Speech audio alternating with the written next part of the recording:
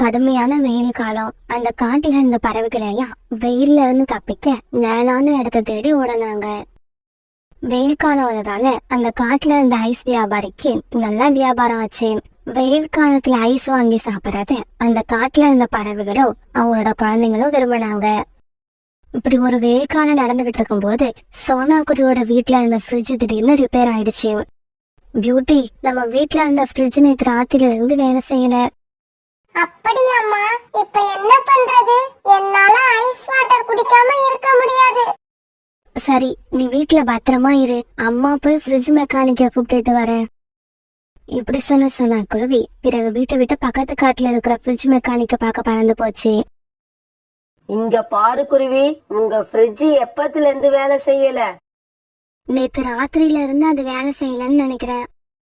ஏதாவது வெடிக்கிற மாதிரி ஃப்ரிட்ஜுக்குள்ள இருந்து சத்தம் வந்துதா? இல்ல, அப்படியெல்லாம் எந்த சத்தமும் வரல. சோனா குருவி இப்படி விசாரிச்ச ஃப்ரிட்ஜ் மெக்கானிக் பிறகு சோனா குருவி கூட பறந்து அது வீட்டுக்கு வந்துச்சு. இப்படி வந்த அந்த மெக்கானிக் ஃப்ரிட்ஜ நல்லா செக் பண்ணி பார்த்துட்டு இப்படி பேச ஆரம்பிச்சாரு. இங்க பாருங்க, உங்க ஃப்ரிட்ஜ சரி பண்ணணும்னா 6000 ரூபாய் ஆகும். நீங்க சரின்னு சொன்னீங்கன்னா நான் இப்பவே வேலையை ஆரம்பிச்சிடுவேன். என்னது, 6000 ரூபாயா? ரொம்ப அதிகமா சொல்றீங்க.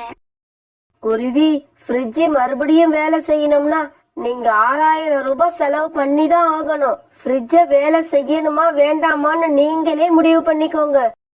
ஜம்ஜம் அண்ணா, என்ன இப்படி பேசுறீங்க? ஏதாவது கொஞ்சம் குறைச்சு சொல்லுங்க.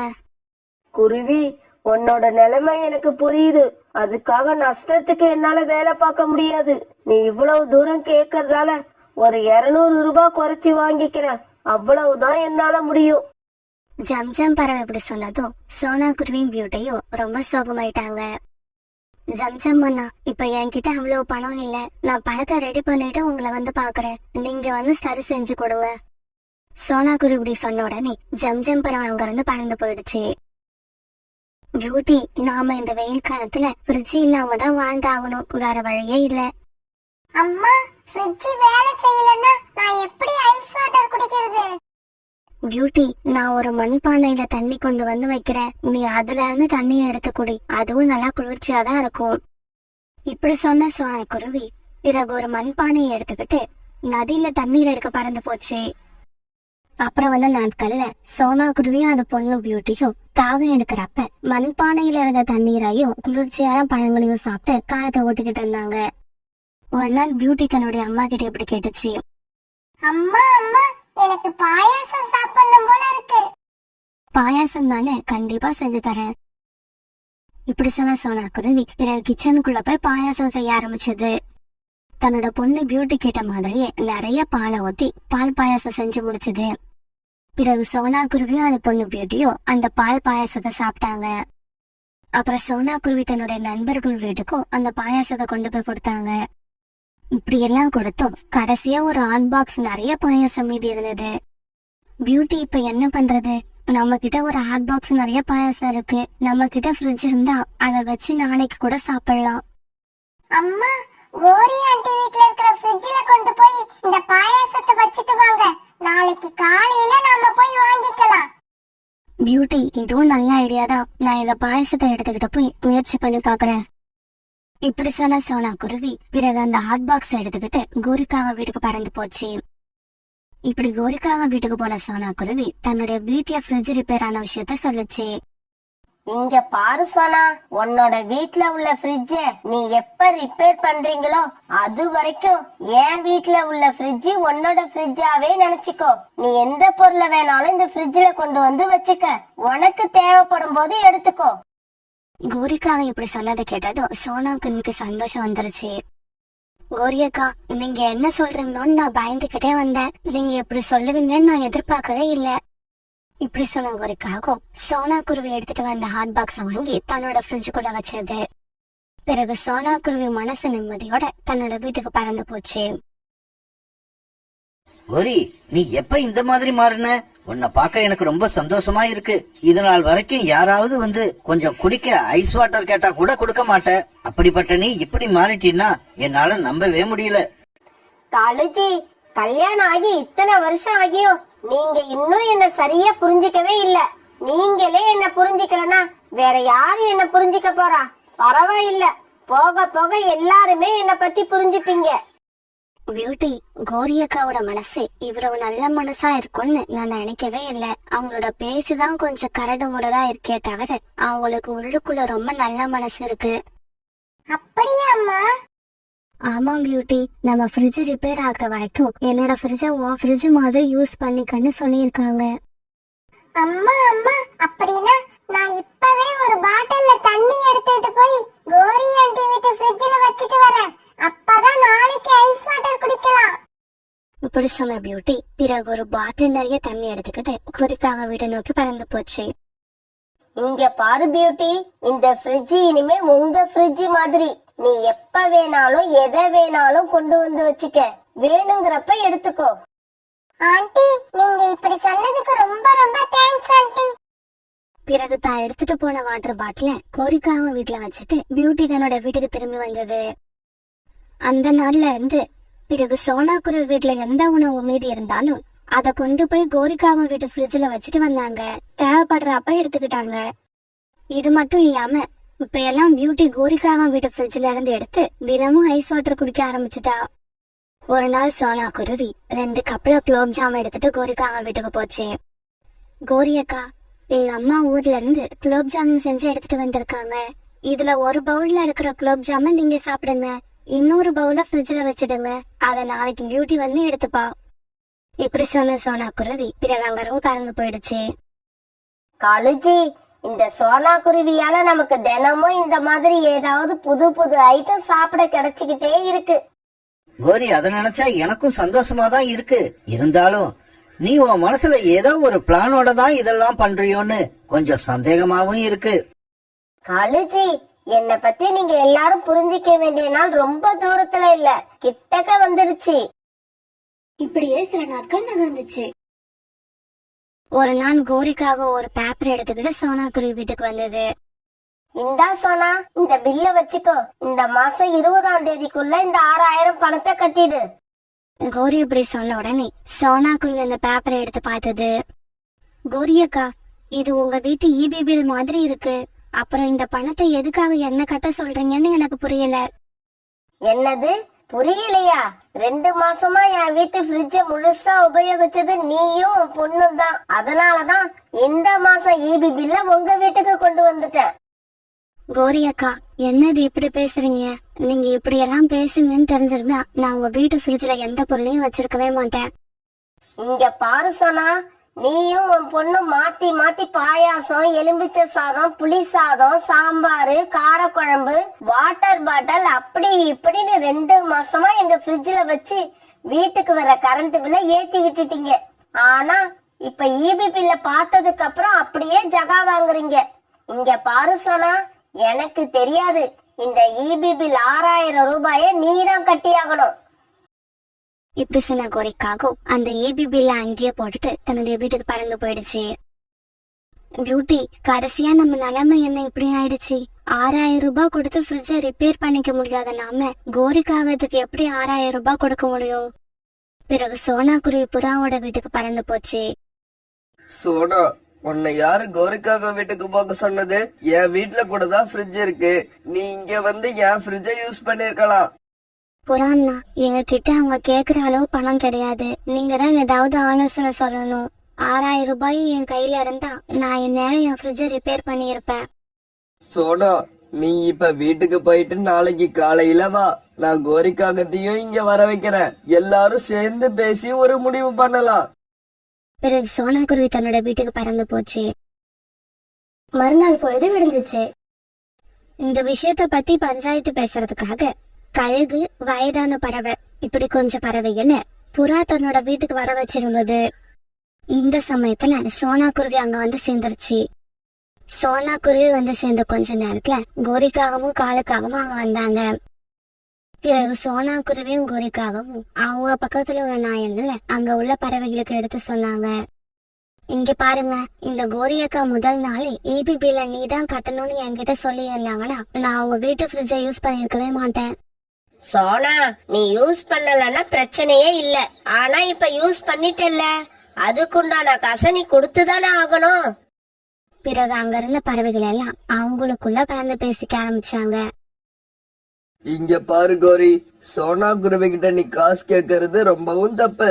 ஏன்னா அந்த ஃப்ரிட்ஜ்ல சோனா குருவியோட பொருட்கள் மட்டும் இல்ல, உன் வீட்டு பொருட்களும் தானே இருந்தது. அப்புறம் இன்னொரு விஷயம் என்ன தெரியுமா?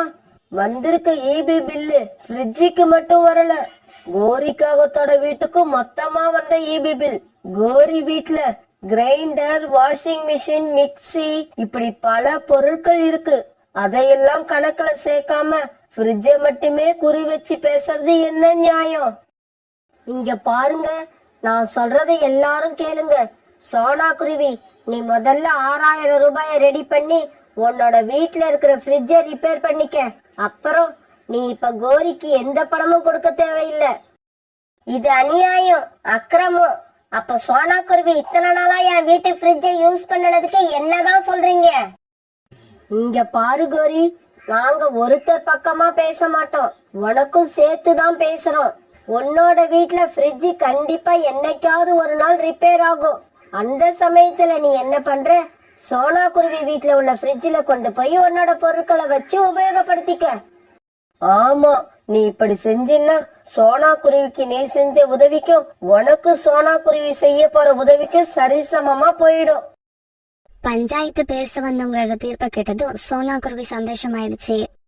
1 மாசம்னு இல்ல 2 மாசம் கூட கோரியக்கா அவங்க பொருட்களை என்னோட ஃப்ரிட்ஜ்ல வச்சு உபயோகப்படுத்திக்கிட்டோம். என்ன இப்ப 6000 ரூபாய் பணம் கேட்காம இருந்தா சரிதான். காலு, கோரி, இந்த தீர்ப்பை பத்தி நீங்க ஏதாவது சொல்ல விரும்புறீங்களா? இதுக்கு மேல பேசுறதுக்கு காங்கள் கிட்ட எந்த பாயிண்டும் இல்லாதால உடனே அந்த இடத்த விட்டு கிளம்பி பறந்து போயிட்டாங்க. இந்த தீய எண்ணம் கொண்ட காங்கள் கிட்ட இருந்து என்ன தப்பிச்சு வச்சதுக்கு உங்களுக்கு எல்லாம் ரொம்ப நன்றி. இங்க பாரு சோனா, இந்த மாதிரி காகங்கள் கிட்ட இருந்து நாம எப்பவுமே தூரமா இருக்கணும். அவங்க கிட்ட இருந்து ஏதாவது உதவி கேட்கணும்னா நாம 1000 தடவை யோசிக்கணும். பிறகு சோனா குருவி தன்னுடைய வீட்டை நோக்கி சந்தோஷமா பறந்து போச்சு.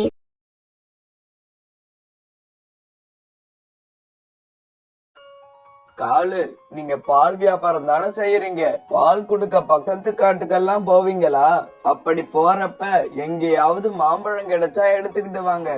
என் மனைவி சோனா மாம்பழம் சாப்பிடணும்னு ரொம்ப ஆசைப்படுறா. ராணா, உனக்கும் மனைவிக்கு என்ன பைத்தியமா பிடிச்சிருக்கு? மாம்பழ சீசனே இல்லாதப்ப மாம்பழம் எங்க இருந்து வரும்? ராணா சகோதரா, கவலைப்படாதீங்க. நான் போற வழியில எங்கேயாவது மாம்பழம் கிடைச்சா நான் கண்டிப்பா எடுத்துக்கிட்டு வரேன்.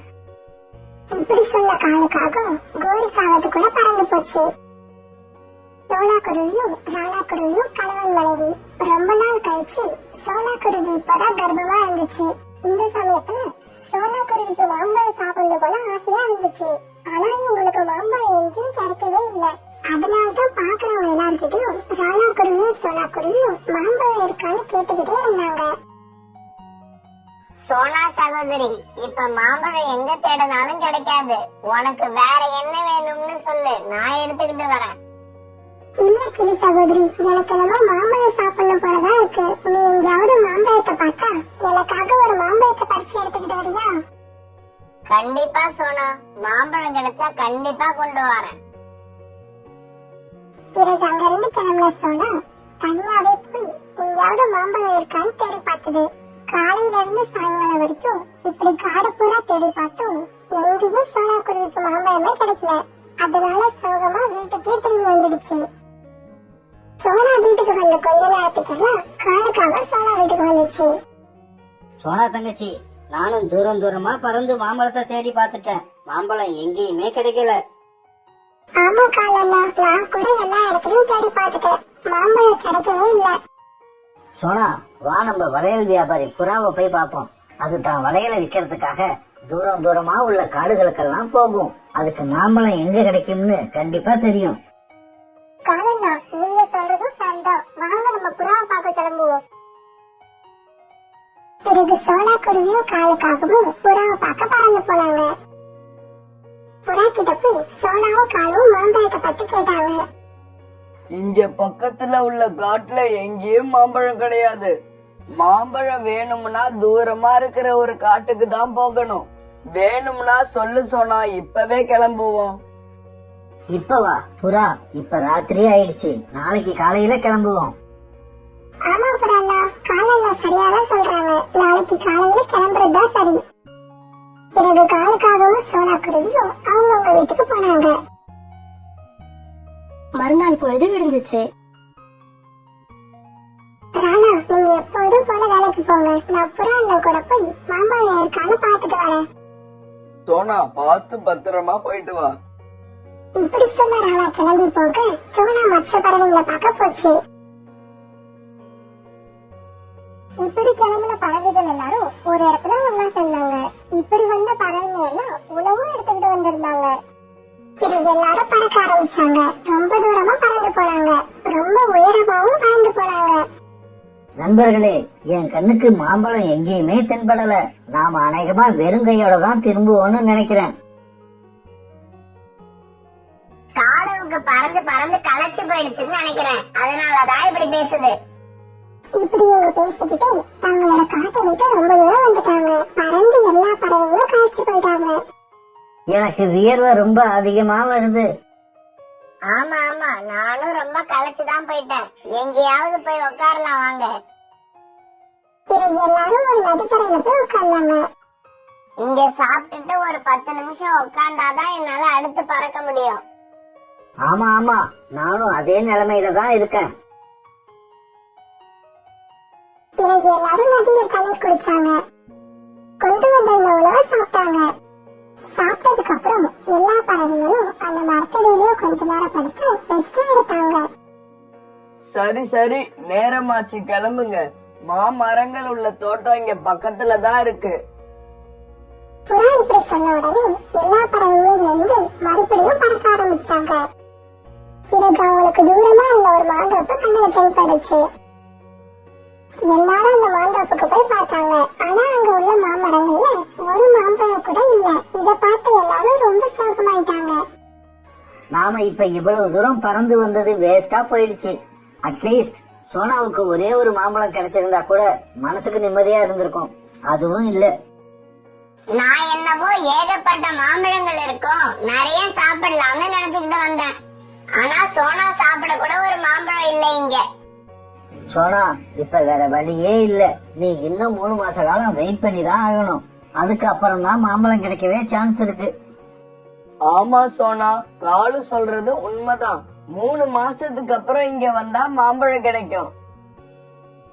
பிறகு அங்கிருந்து எல்லாரும் கிளம்பி போனப்ப சோனாக்குருவியோட பார்வை ஒரு மரத்துல உள்ள இலைகளுக்கு இடையில போச்சு.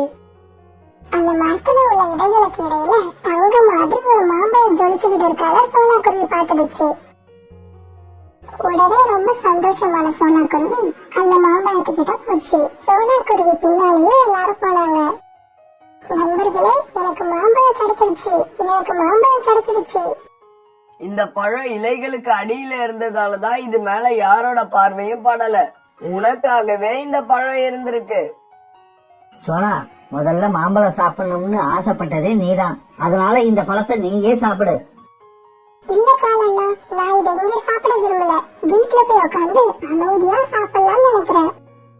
சோனா, நீ சொல்றதும் சரிதான். இத வீட்டுக்கு எடுத்துட்டு போய் சாப்பிடுறதுதான் சரி.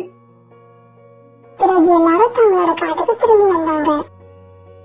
நண்பர்களே, எல்லாரும் என் வீட்டுக்கு வாங்க. இந்த மாம்பழத்தை கட் பண்ணி 4 பேரும் சாப்பிடுவோம். இல்ல சோனா, நீயே இந்த மாம்பழத்தை சாப்பிடு, எங்களுக்கு வேணாம். மாம்பழம் சாப்பிட நீதான் ரொம்ப ஆசைப்பட்ட சோனா, அதனால நீயே எடுத்துக்கோ. பிறகு எல்லாரும் அவங்க வீட்டுக்கு போனாங்க. காலுச்சி, நான் தான் மாம்பழம் எங்கேயும் கிடைக்காதுன்னு சொன்னேன், கேட்டீங்களா? இப்ப இவ்வளவு தூரம் போயிட்டு வெறுங்கையோட தானே திரும்பி வரீங்க. கோரி, நீ சொன்னது உண்மைதான். மாம்பழம் எங்களுக்கு கிடைக்கலதான். ஆனா சோனா குருவிக்கு மட்டும் ஒரே ஒரு மாம்பழம் கிடைச்சிருச்சு. என்ன சொல்றீங்க? தெளிவா சொல்லுங்க. கோரி, நாங்க எல்லாரும் ரொம்ப தூரம் பறந்து அந்த காட்டுக்கு போனோம். அங்க போய் பார்த்தா ஒரு மாம்பழம் கூட இல்ல. சரி, கிளம்பலாம்னு நினைக்கிறப்ப சோனா கண்ணுல ஒரே ஒரு மாம்பழம் தென்பட்டுச்சு. பாவம், சோனா வேற கர்ப்பமா இருக்கிறதால அந்த மாம்பழத்தை அதுகிட்டே கொடுத்துட்டோம். அப்ப அந்த மாம்பழத்தை பூராவும் சோனா குருவியே சாப்பிட்டுடுச்சா? இல்ல இல்ல, வீட்டுல வந்து பொறுமையா உக்காந்து சாப்பிடலாம்னு வீட்டுக்கு கொண்டு வந்துருச்சு. இதை கேட்ட கோரி வேக வேகமா பறந்து சோனாக்குருவி வீட்டுக்கு போச்சு. சோனா தன்னோட வீட்டுல அப்பதான் அந்த மாம்பழத்தை கழுவி எடுத்துட்டு வந்து சாப்பிட உட்காந்துச்சு. அந்த நேரம் பார்த்து உள்ள வந்த கோரி அந்த மாம்பழத்தை தான் பக்கம் எடுத்துக்கிச்சு. என் வீட்டுக்காரர் காலு, புறா, கிளி இப்படி 3 பேரும் உன் கூட வந்திருக்காங்க. ஆனா அந்த பழத்தை நீ மட்டும் சாப்பிட போறியா? இது உனக்கே நியாயமா இருக்கா? கோரி அக்கா, நான் இப்ப கர்ப்பமா இருக்கேன்ல, அதனால நீயே சாப்பிடுன்னு அவங்க எல்லாம் சொன்னாங்க. அதுதான் நான் எடுத்துட்டு வந்தேன். அதெல்லாம் எப்படியோ, என் வீட்டுக்காரர் பங்க நான் தான் சாப்பிடுவேன். இப்படி சொன்ன கோரிக்காகவும் பழத்தை எடுத்துக்கிட்டு ஒரு மரத்துல உட்காந்துச்சு. பயப்படாத சோனா, என் வீட்டுக்காரர் பங்க மட்டும் தான் நான் சாப்பிடுவேன். இப்படி சொன்ன கோரி பழத்தை முழுசா சாப்பிட்டு முடிச்சிச்சு. சோனா, மீதி வைக்கணும்னு தான் நினைச்சேன். ஆனா பாரு, டேஸ்ட் பக்காவா இருந்ததால சாப்பிடறத நிறுத்தவே முடியல. இருந்தாலும் இந்த மாங்கொட்டை இருக்கு, இதை வேணா ட்ரை பண்ணி பாரு. இப்படி சொன்ன கோரிக்காகவும் மாம்பழ கொட்டையை சோனா கிட்ட தூக்கி போயிட பறந்து போச்சு. பாவம் சோனா ரொம்ப நாளா ஆசைப்பட்டுக்கிட்டு இருந்த மாம்பழம் கிடைச்சும் அதை சாப்பிட முடியாம கோரிக்காக எப்படி பண்ணிடுச்சு. இதையெல்லாம் நினைச்ச சோனா மௌனமா அழுதுகிட்டே இருந்தது. அப்படியே தூங்கிடுச்சு. காலையில எழுந்து வீட்டுக்கு வெளியில வந்து பார்த்த சோனா குருவிக்கும் ராணா குருவிக்கும் சந்தோஷம் தாங்கல. ராணாஜி, எப்படி இந்த விஷயம் நடந்துச்சு? இந்த மரம் எப்படி இங்க வந்துச்சு? சோனா இப்படி கேட்ட உடனே அதுக்கு அந்த மரமே பதில் சொல்லிச்சு. சோனா, நான் ஒரு மாய மாம்பழம். உனக்கு ரொம்ப நல்ல மனசு இருக்கு. அடுத்தவங்களுக்கு நிறைய உதவி பண்ற. அதனாலதான் நான் வேற யார் கண்ணிலையும் படாம உன் கண்ணில் பட்டேன். நேத்து இந்த காகம் என்ன முழுசா சாப்பிட்டுடுச்சு. உன்னால என்ன சாப்பிடவே முடியல. அதனால நீ எவ்வளவு கஷ்டப்படுறன்னு எனக்கு தெரியும். அதனாலதான் உன் வீட்டு வாசல்லையே இப்ப நான் மரமா முளைச்சி வந்துட்டேன். சோனா, நீ சந்தோஷமா இரு. நல்ல மனசு உள்ளவங்களுக்கு கஷ்டம் வரலாம், ஆனா அது நிலைச்சு இருக்காது. இனி நீ இஷ்டப்பட்டப்பெல்லாம் மாம்பழம் சாப்பிடலாம். அப்புறம் கூடிய சீக்கிரம் உனக்கு நல்ல குழந்தைங்க பிறப்பாங்க. அவங்களும் உன்ன மாதிரியே நல்ல மனசு உள்ளவங்களா இருப்பாங்க. பிறகு சோனா தான் ஆசை தீர மாம்பழங்களை சாப்பிட்டது. அங்க வந்த தன்னோட நண்பர்கள் எல்லாருக்கும் மாம்பழங்களை பறிச்சு கொடுத்து சாப்பிட வச்சு அவங்க சாப்பிடறத பார்த்து சந்தோஷப்பட்டுச்சு. இப்படி எல்லாரும் வந்து சாப்பிடறப்ப கோரிக்காக மட்டும் அங்க வராம ஒரு ஓரமா தயங்கி நின்னுட்டு இருந்துச்சு. கோரி அக்கா, ஏன் அங்கேயே நின்னுட்டீங்க? சாப்பாட்டு விஷயத்துல என்னைக்கும் சுயநலமா இருக்காதீங்க.